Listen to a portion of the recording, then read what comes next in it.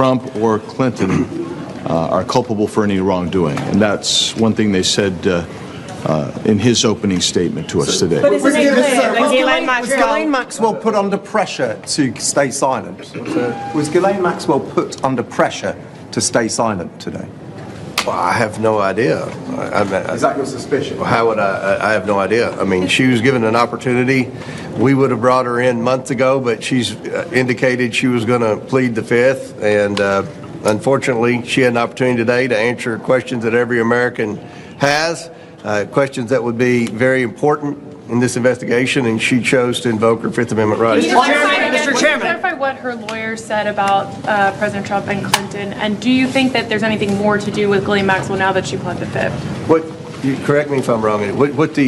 Just to be clear, what her attorney said, Maxwell didn't say. Her attorney said that she would answer questions if she were granted clemency by the President Trump, and that she went on to say about Clinton and but he went on to expand that. The other thing is he pointed out a number of times that she has a habeas corpus petition pending for a new trial and release, and that's why she is not going to answer questions. Mr. Chairman. I know that those conversations are ongoing. They would like them to be public. Is your understanding still that we're looking at those same February dates and they're going to be private? Yeah, that's what they agreed to, and they will be public, just like this will be public hopefully very soon. We've released every transcript and every video and audio of every deposition we've done since I've been chairman of the committee. Mr. Chairman, does the committee have any plans to subpoena Commerce Secretary Howard Lutnick, given the revelations about his relationship? We're going to try to get these 5 nailed down. We've got a lot of very important people we're trying to bring in to answer questions. We don't want to do anything to jeopardize the 5 that we have on the book. So we'll see what happens here, and we'll move forward. Do you have concerns We're about? interested in talking to anyone that might have any information that would help us get justice for the survivors. Yes. Mr. Chairman, thank you. On the disagreement with the Clintons about closed-door videotape testimony versus public hearing, are you concerned that this will be enough to restart contempt proceedings, or do you think you'll come to a resolution? I mean, they said they agreed to a standard deposition. That's what a standard deposition is. Every time I've come out here for a press gaggle with you all, we've had a standard deposition. So this is how depositions work, and it will be made public. So they want a public deposition. This is what they're going to get. Mr. Chairman, can I ask you about Ilhan Omar for a moment? Can I ask you a question Mr. Chairman, about your Ghislaine investigation Maxwell? of thank you. Your investigation about Ilhan Omar. Why are you targeting her when there is Ilhan Omar?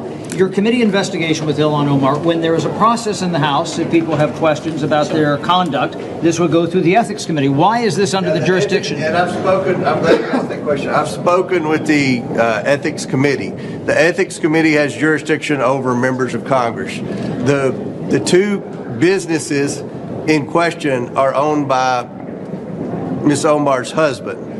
So the Ethics Committee does not have jurisdiction over a spouse, only a member. So that's why we just asked, we would have questions. I don't think anyone would. But it would pertain to her overall finances, because that is listed on her financial disclosure report, even though that's her spouse. We read this by the Ethics Committee, and we think this is the appropriate route. So, and we'll do one more question. One question on Maxwell. Just going back to the Clinton deposition, sorry for space.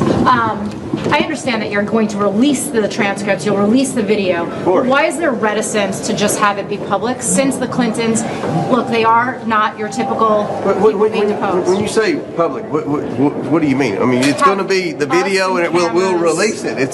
The public will see every second of the deposition.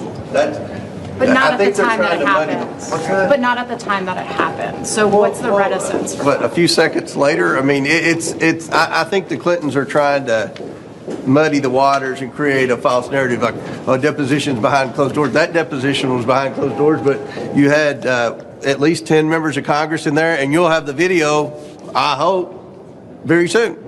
Question on Ghislaine Maxwell? Yes. Go ahead. Ghislaine Maxwell, we know from the Epstein files, didn't tell the truth. She got moved to an open prison. Now she's asking for clemency to speak at all.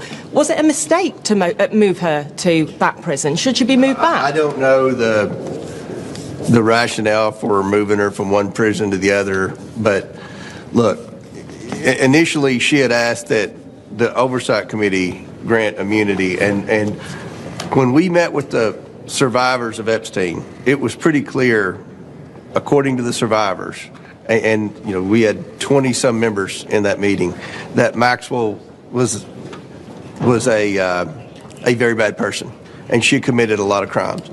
And it was the intent, in my opinion, when we left that meeting in a bipartisan manner, that we would not grant immunity. Now, what she said today, she's asked for clemency from the president. So I personally, for the reasons you just stated, don't think she should be granted any type of immunity or clemencies. But we'll obviously, you know, as more documents are read and understood, then we'll go from there. But I'll close with this. I think it's great that the Department of Justice is letting members of Congress come in and look at all the unredacted versions of the documents. Attorney General Bondi is doing what she was supposed to do via our subpoena first on the House Oversight Committee, as well as the Epstein Transparency Act. So I think we're finally going to get some answers, and hopefully at the end of the day we can do what our objective is in this hearing, provide justice for the survivors. So thank you all very much. Do you have a location for the Clinton deposition yet?